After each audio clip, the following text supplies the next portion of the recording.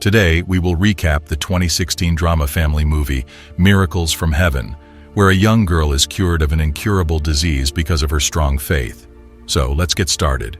The movie begins with Christy Beams, a woman pondering the concept of miracles as she gets ready for church. She questions the idea of miracles being events that can't be explained by science or nature, and wonders on what basis people believe in miracles. Christy gathers her 3 daughters, Abby, Anna, and Adeline, to head to church with her husband, Kevin. After church, they invite everyone over for a picnic, and the pastor announces that Kevin has opened a large animal clinic nearby. A friend asks Christy how they financed the clinic, and she reveals they used all the equity from their house. Later that night, Christy speaks to her children about their prayers. Abby wishes to make the school's all-star team. Adeline wants to be older than her sisters, and Anna hopes for her father's business's success, so they can go on a mother-daughter trip to Paris and get many more dogs. During the night, Anna falls ill and vomits. This continues for weeks, and multiple doctors examine her, but all tests come back normal. The 3rd doctor suggests lactose intolerance as a possible cause and advises removing dairy products from her diet. However, even without dairy, Anna's pain persists, and one night, it gets so intense that she is rushed to the hospital. The emergency doctor dismisses it by calling it acid reflux, but Christy finally loses her cool. She demands more tests to be done on her daughter, as she is a mother, and can tell by her gut feeling that something is really wrong with Anna, and doctors are unable to identify it. In the morning, the head of pediatrics examines Anna and diagnoses her with complete abdominal obstruction due to a twisted part of her intestine. An emergency surgery is performed to correct the issue. However, the doctor explains that Anna will not be able to consume food or drink anything because she still has pseudo-intestinal obstruction. To meet her nutritional needs, Anna will require food tubes. When Christy asks if this is temporary, and if Anna will eventually be able to eat normally, the doctor sadly informs them that there is no cure for this condition. He recommends consulting Dr. Nurko, a highly experienced pediatric gastroenterologist in Boston, known for treating such cases. However, getting an appointment with Dr. Nurko may take months due to the high demand from patients worldwide. In the meantime, Anna has to rely on the tube diet. As Anna's condition deteriorates, her stomach swells, and her clothes no longer fit. She's unable to play much and struggles to make friends at school.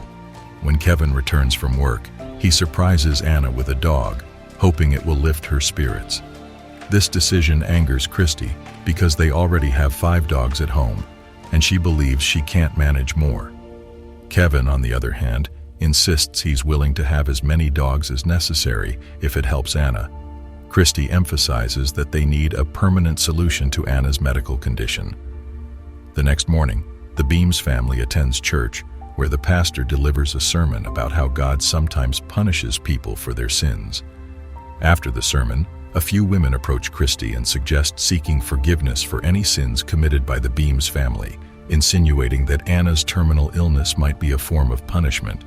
This infuriates Christy, and she later confides in Kevin, expressing her frustration with people blaming a young girl for her suffering. That night, Christy tells Kevin that she can't watch their daughter like this, so she's determined to take Anna to Boston, even without an appointment. The following morning, Anna and Christy embark on their journey to Boston. Arriving at the hospital, Christy explains the dire situation to the receptionist. Still, she can't offer immediate assistance, as Dr. Nurko's appointments are fully booked for the next 9 months, and they are closely monitored. They decide to have dinner at a local diner, where they meet a kind-hearted waiter named Angela. Seeing Christy's stress and Anna's illness, Angela offers to be their tour guide and show them around the city the following day, lying that she has a day off tomorrow just because she wants to lift their spirits. Although Christy is initially apprehensive, Anna's excitement convinces her to agree. The next morning they meet Angela, who takes them around in her rundown car. Christy is anxious about her daughter's safety, but notices how much Anna enjoys Angela's carefree spirit. They visit an aquarium, where Anna is captivated by its beauty, and then head to an art gallery. While Anna admires a painting, Christy receives an unexpected call from an unknown number. The caller reveals they are from the hospital and informs Christy that an appointment with Dr. Nurko has become available at 7 a.m. the following day. Christy quickly accepts the slot. The next morning, Anna undergoes several tests before meeting Dr. Nurko. He performs an endoscopy and explains that Anna is in extreme pain. He shows Christy the contrast between normal bodily function and Anna's condition, revealing that there is no current cure for her ailment. However, there's a new drug available that can alleviate Anna's pain, enable her to swallow small amounts of food, and help her lead a more normal life. But the drug has severe side effects, and Dr. Nurko will need to examine Anna every 6 weeks. Coming back to Texas, Christy confronts Kevin, expressing her frustration about how they will afford the plane tickets to Boston, the medication, and the doctor's fees. Kevin suggests selling the house, but Christy reminds him they used the house's equity to open his clinic.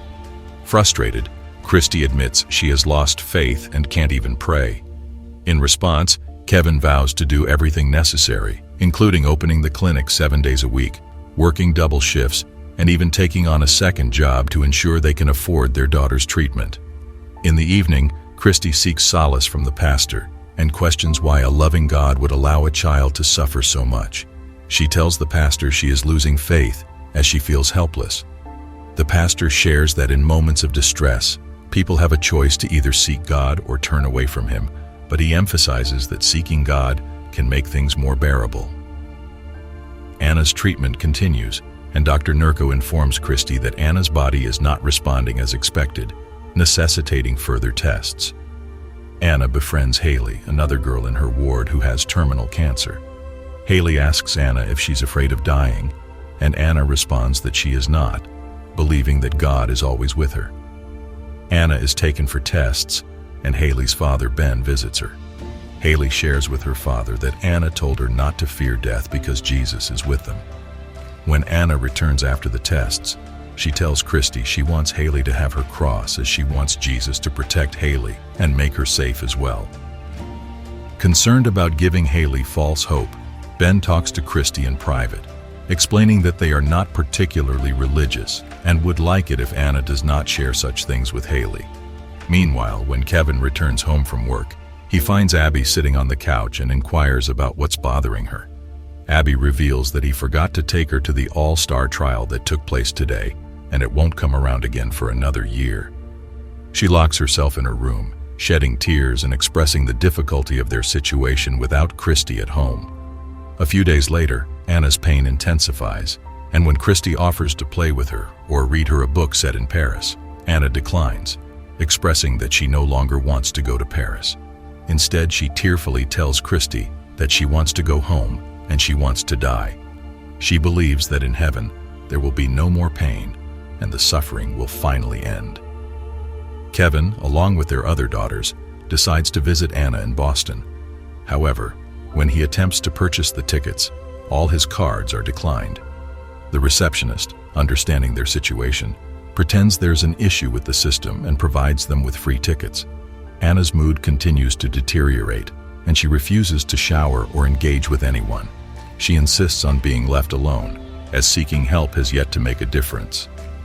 Then, unexpectedly, Kevin and the girls burst into Anna's ward, enveloping her in a group hug, with Abby and Adeline playfully interacting with her. The entire family engages in a pillow fight, helping Anna and Christy realize how much they miss home and how they've been unfair to each other. Dr. Nurko discharges Anna and tells Christy that family is the best medicine a child can have. He also advises her to spend most of her time with Anna as her condition might worsen any time. He then tells her that most children suffering from such constant pain fall into depression, so Christy should arrange a psychologist for Anna to avoid such situations.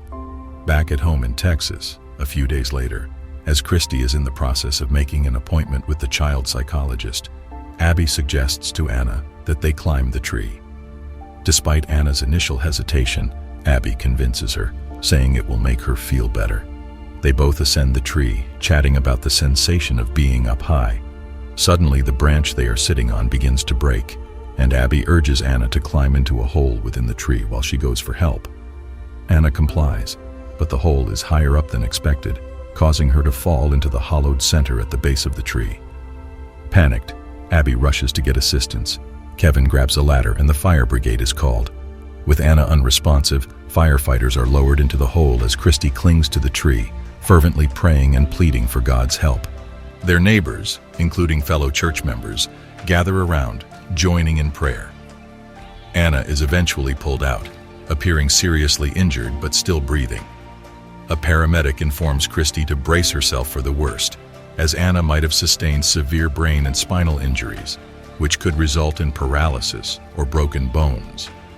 After taking Anna to the hospital and conducting a thorough examination, the doctor delivers astonishing news that Anna has sustained no injuries despite falling from a height of 30 feet.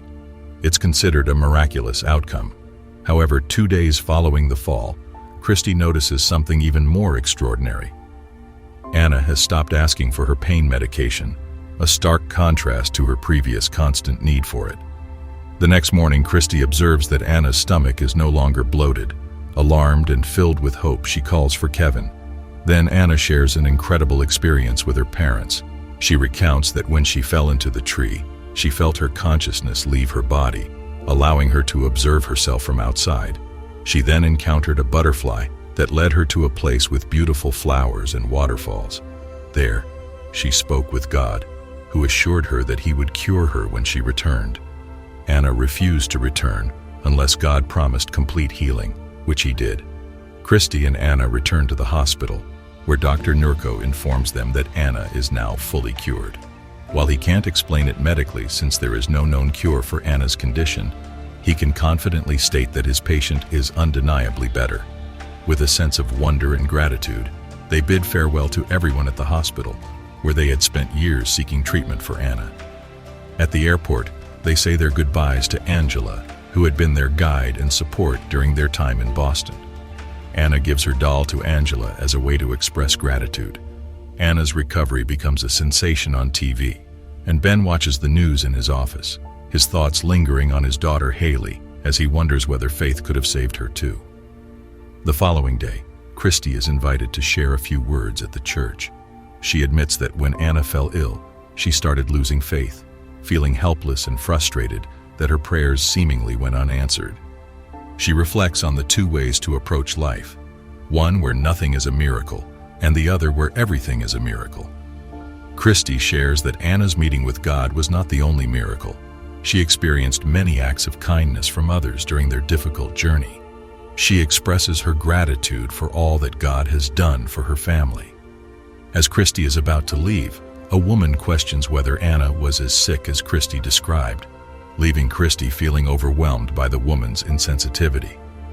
However, Ben enters the church, recounting his experience of seeing Anna seriously ill in the hospital. He admits he's not a religious person, and he was convinced Anna would not survive.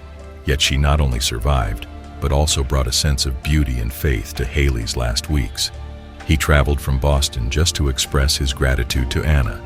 The movie concludes with the family sharing a pizza, cherishing everything they have, and living as if every day is a miracle given to them by God. Please make sure to like, subscribe, and turn on notifications to watch more videos like this. Thanks for watching.